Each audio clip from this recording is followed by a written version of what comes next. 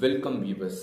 அது ஏப்ரல் மாதம் 17ஆம் தேதி 2026 சென்னையில் இருக்கக்கூடிய ஒரு பகுதியில் வினோத் என்று சொல்லக்கூடிய 29 வயது நிரம்பிய ஒரு பையன் காணாமல் போயிட்டு தான் அவங்களுடைய அப்பா அம்மா பக்கத்தில் இருக்கக்கூடிய ஒரு போலீஸ் ஸ்டேஷனில் போயிட்டு கம்ப்ளைண்ட் பண்ணுறாங்க. அது மாதிரி அவங்க கம்ப்ளைண்ட் பண்ணும்போது என்ன சொல்கிறாங்க அப்படின்னா, கடந்த 4 நாளுக்கு முன்னாடி என்னுடைய மகன் காணாமல் போயிட்டான். நாங்கள் எங்கேயும் தேடியும் என்னுடைய மகன் கிடைக்கவே இல்லை. அதோடு மட்டும் இல்லாமல் இன்னும் ஓரிரு நாட்களில் என்னுடைய மகளுக்கு திருமணம் வச்சிருக்கிறோம். என்னுடைய மகளுடைய வரன் அப்படின்றத நாங்கள் ரொம்ப நாளாக தேடிட்டு இருக்கிறோம். என்னுடைய மகளுக்கு 28 வயசு இருக்கும்போது தான் ஒரு நல்ல வரனை அமைஞ்சது. ஆகையால் என்னுடைய மகளுடைய திருமணத்தை எங்களால் நிறுத்த முடியாது. இருந்தாலும் காணாமல் போன என்னுடைய மகனை நீங்கள் எப்படியாவது அந்த ஓரிரு நாட்களுக்குள்ளே கண்டுபிடிச்சு கொடுங்க அப்படின்னு சொல்லி ஒரு கம்ப்ளைண்ட் கொடுக்குறாங்க. இப்போ போலீஸ் என்ன பண்ணுறாங்க அப்படின்னா, அந்த கம்ப்ளைண்ட்டை வாங்கிட்டு இந்த காணாமல் போனதை அந்த புகார் கொடுக்கும்போது ஒரு சில அடையாளங்கள்லாம் கேட்பாங்க இல்லையா, இது மாதிரி பல அடையாளங்கள் எல்லாம் கேட்குறாங்க. பெற்றவங்களும் சொல்கிறாங்க, என் பையன் இப்படி இருப்பான் அப்படி இருப்பான் அப்படின்ற மாதிரிலாம் சொல்கிறாங்க. அதே மாதிரி அவங்களுடைய மொபைல் நம்பர் கேட்கும்போது அவங்களுடைய மொபைல் நம்பர் வச்சு ட்ராக் பண்ணுறாங்க போலீஸ். அது மாதிரி பார்க்கும்போது ஸோ இந்த இறந்து போன வினோத் அவங்களுடைய வீட்டு லொக்கேஷன் தான் காட்டுது. வேறு எங்கேயுமே அந்த மொபைல் அவங்க கொண்டு போகல அப்படின்ற விஷயமும் தெரிய வருது. சரி, இதுவும் ஃபெயிலியர் ஆகிடுச்சு, இப்போ என்ன பண்ணலாம் அப்படின்ற மாதிரி யோசிக்கிறாங்க. சரி, இந்த கேஸ் ஒரு பக்கம் நம்ம நடத்திட்டு போயிட்டே இருக்கலாம். இதற்கு இடையிலேயே ஓரிரு நாளில் அவங்களுடைய மகளுக்கு திருமணம் சொல்லி சொன்னாங்க இல்லையா, கட்டாயம் அவன் எங்கேயா போயிருந்தாலும் தன்னுடைய தங்கைக்கு திருமணம் அப்படின்ற டேட்டு ஃபிக்ஸ் பண்ணதுனால எப்படியும் அவன் திரும்பி வந்துடுவான் அப்படின்ற மாதிரி ரொம்ப நம்பிக்கையாக போலீஸும் இருக்கிறாங்க, அதே மாதிரி பேரண்ட்ஸும் இருக்கிறாங்க.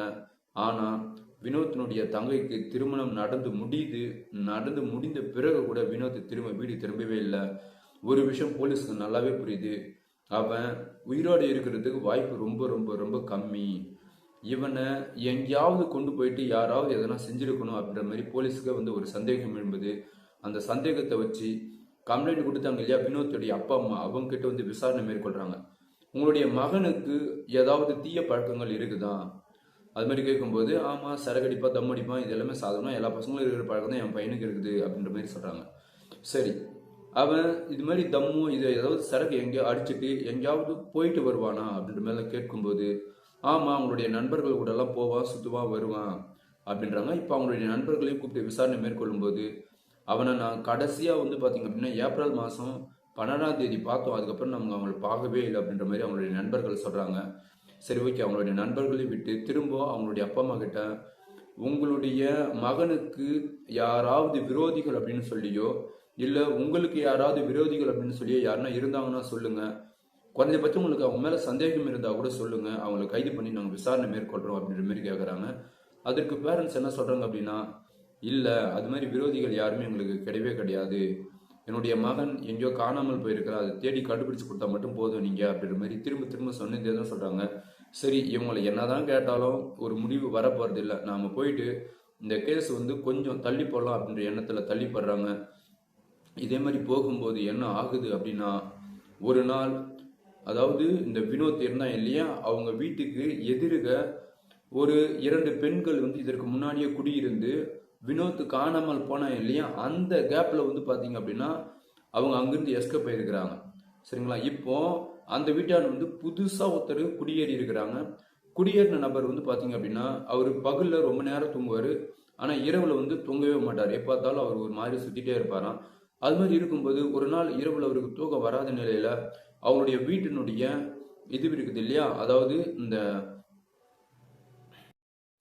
செப்டிக் டேங்க்ல இருந்து ஒரு விதமான துர்நாற்றம் வீசுறது அவர் உணர்றாரு. என்னடா இது, ஒரு 2-3 நாள் தான் ஆகுது, நம்ம இந்த 2-3 நாளும் தொடர்ந்து இரவு நேரத்துல செப்டிக் டேங்க்ல இருந்து ஏதோ பயங்கரமான துர்நாற்றம் வீசுது, என்னன்னு சொல்லி தெரியலையே அப்படின்ற மாதிரி அந்த வீட்டுடைய ஓனருக்கு கால் பண்ணி சொல்லியிருக்கிறாங்க.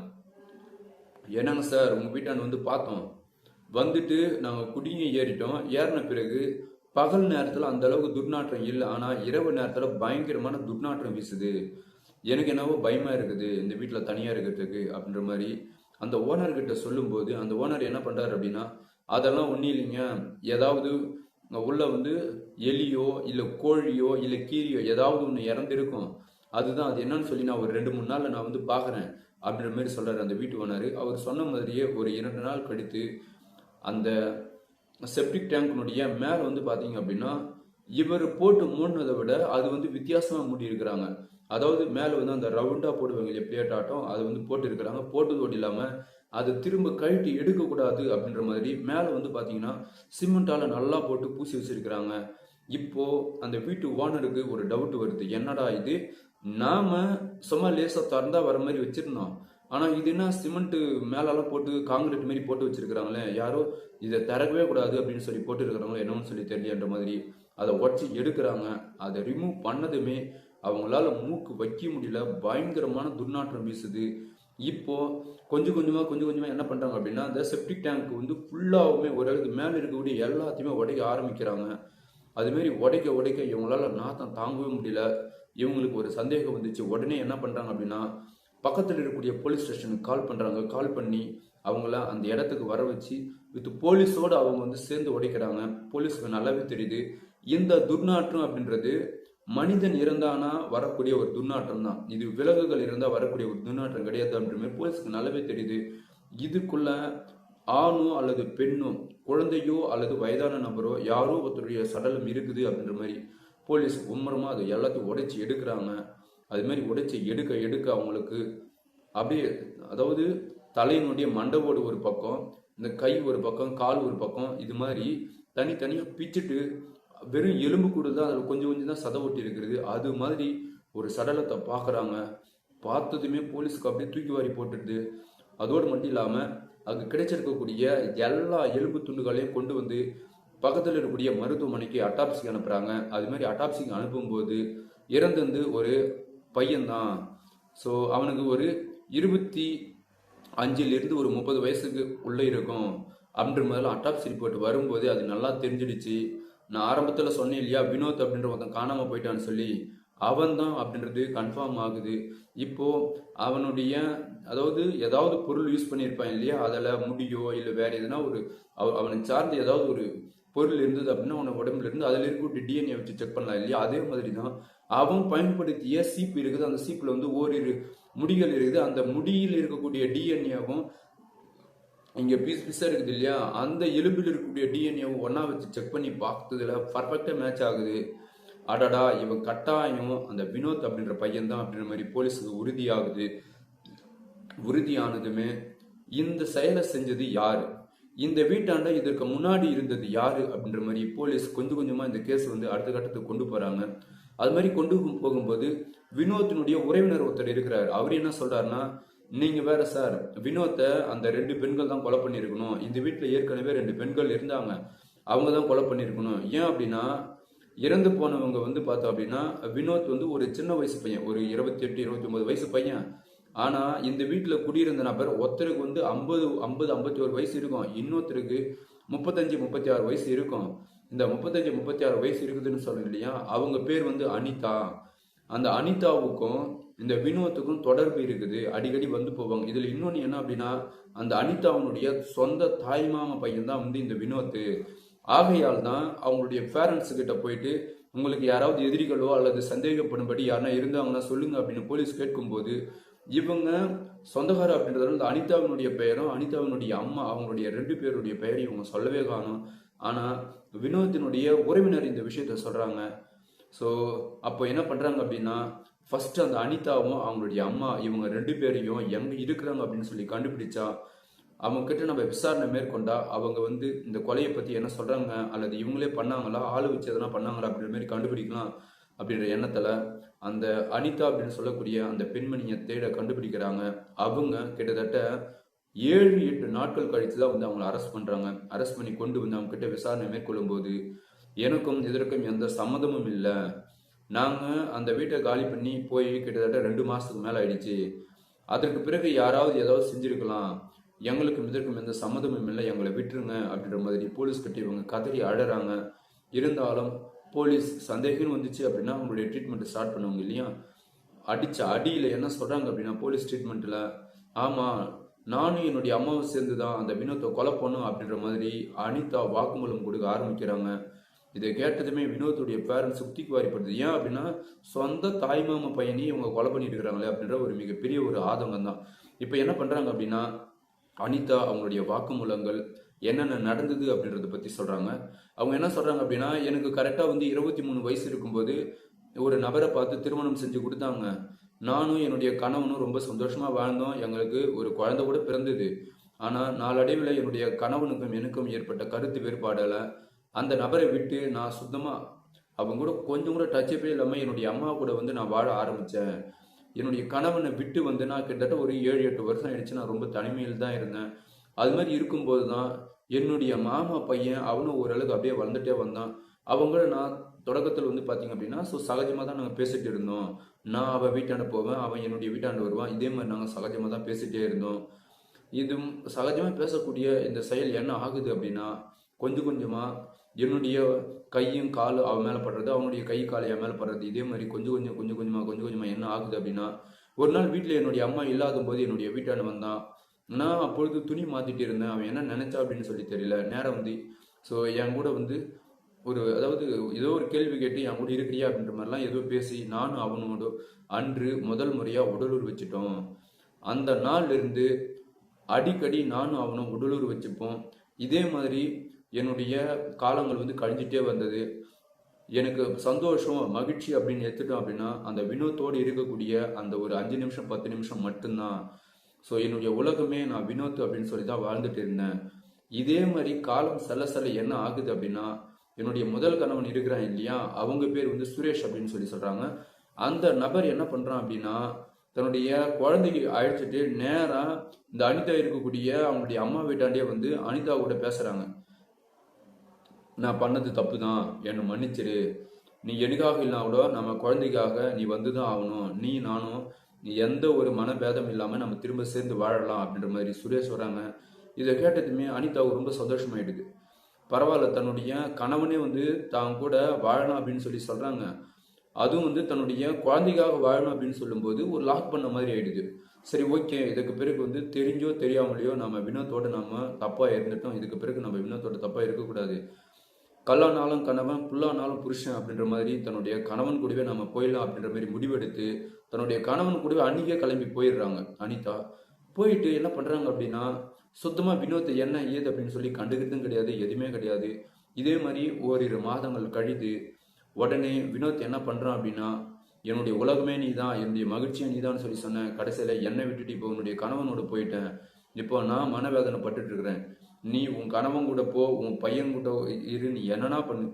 ஆனால் ஏன் நான் கூப்பிடும்போது நீ அவன் கூட வந்து படுக்கணும். அது மாதிரி இருந்தால் தான் எனக்கு வந்து சந்தோஷமாக இருக்கும் அப்படின்ற மாதிரி. அதாவது மனம் திரும்பி போன அனிதாவை திரும்பி என்ன பண்ணுறான் அப்படின்னா கம்பல் பண்ணி கூப்பிடுறான்.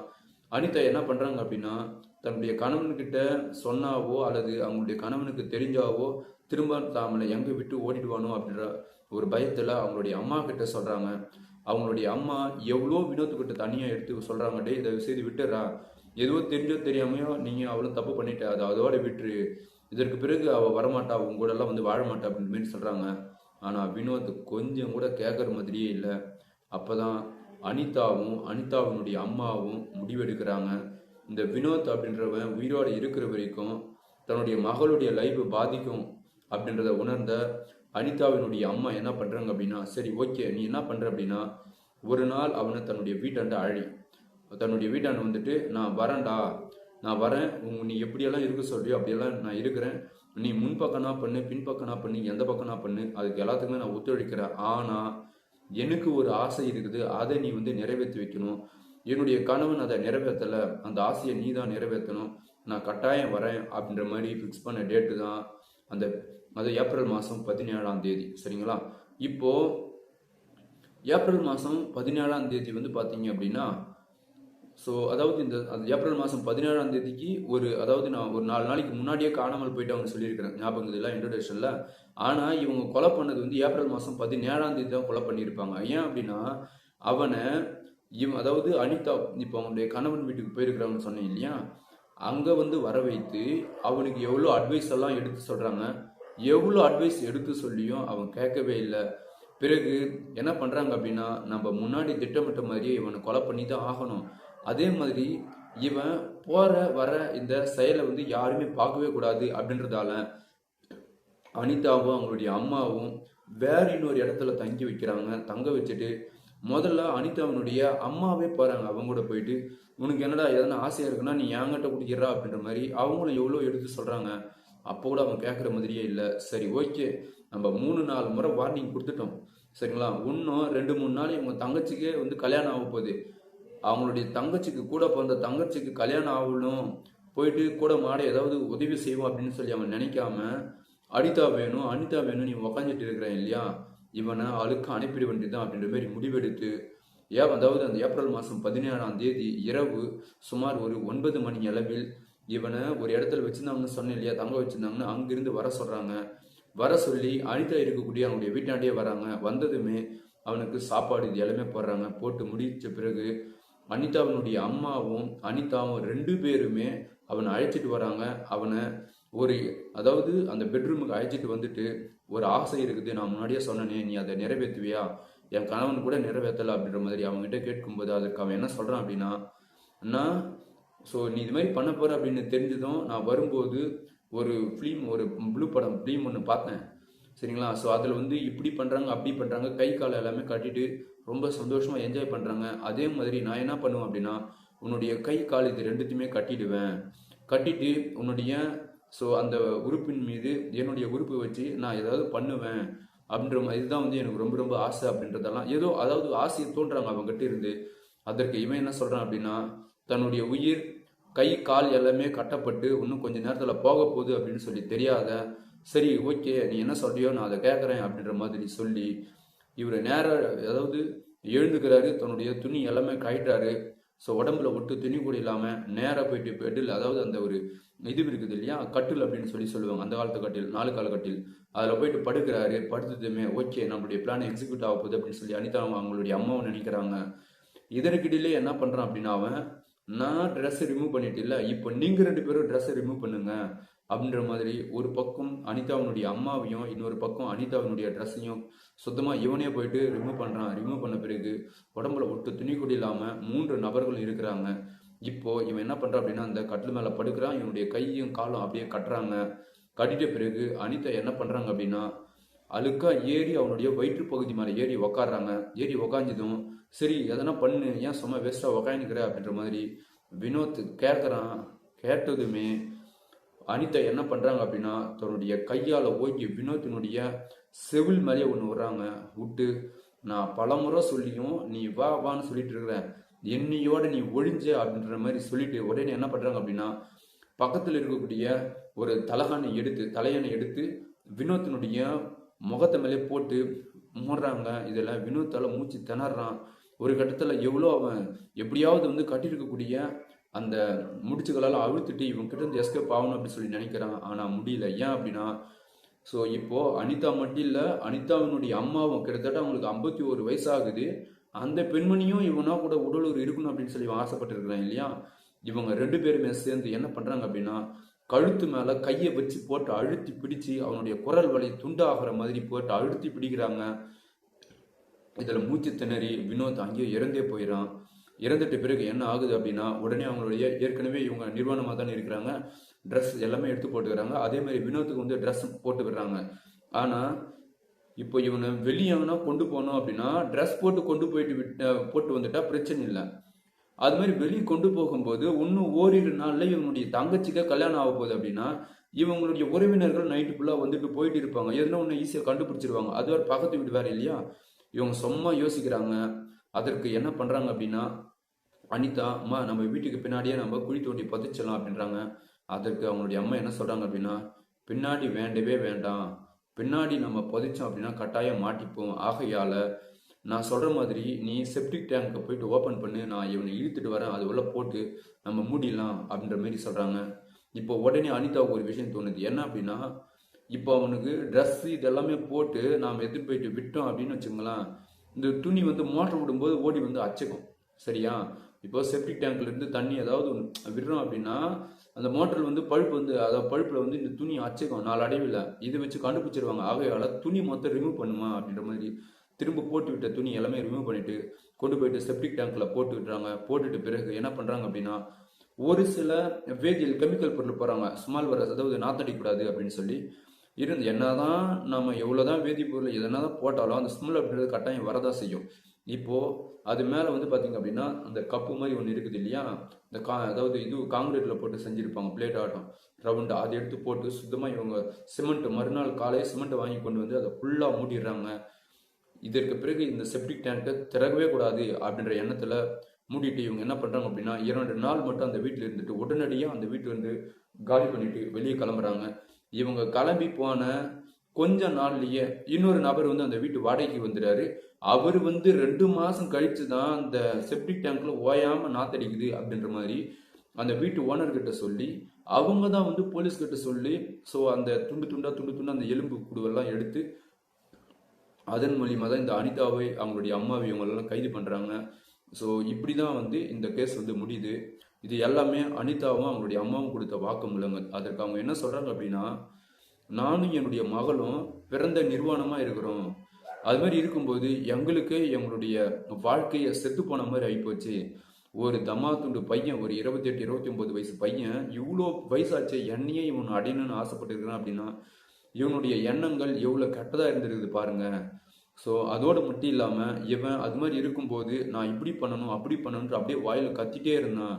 அதனால தான் என்னுடைய மகளுக்கு திடீர்னு கோபம் வந்ததில் ஓங்கி செவில் மேலே ஒரு இடி இடிச்சு அப்பயே வந்து அவள் மயக்கமாக போயிட்டாம அப்படின்ற மாதிரிலாம் அவங்களும் சொல்ல ஆரம்பிக்கிறாங்க. இது எல்லாமே கேட்ட வினோத்துடைய பேரண்ட்ஸுக்கு ச்சே இது மாரி ஒரு பையன் பிறந்தா என்ன இறந்தா என்ன அப்படின்ற மாதிரி ஒரு எண்ணமே வந்துடுது. ஸோ இருந்தாலும் ஒரு நபருடைய உயிரை எடுப்பதற்கு யாருக்குமே உரிமை இல்லை இல்லையா? அதன் அடிப்படையில் இவங்க அதாவது அனிதா மற்றும் அவங்களுடைய அம்மாவை ஸோ கஸ்டடியில் வச்சு அவங்ககிட்ட மேற்கொண்ட விசாரணைகள் மற்றும் அவங்களுடைய வாக்குமூலம் அட்டாப்சி ரிப்போர்ட் இது எல்லாமே வச்சு கோர்ட்டுக்கு கொண்டு போயிருக்கிறாங்க. கோர்ட்டில் வந்து இவங்களுக்கு இன்னும் வந்து ஒரு சரியான தீர்ப்பு இன்னும் தராமல் தான் இருக்கிறாங்க. சரிங்களா? ஸோ இதற்குண்டான தீர்ப்பு என்ன கொடுக்கலாம் அப்படின்னு சொல்லி நீங்களே முடிவு பண்ணுங்க. இவ்வளோ நேரம் இந்த வீடியோ பார்த்த அனைவருக்கும் நன்றி, வணக்கம்.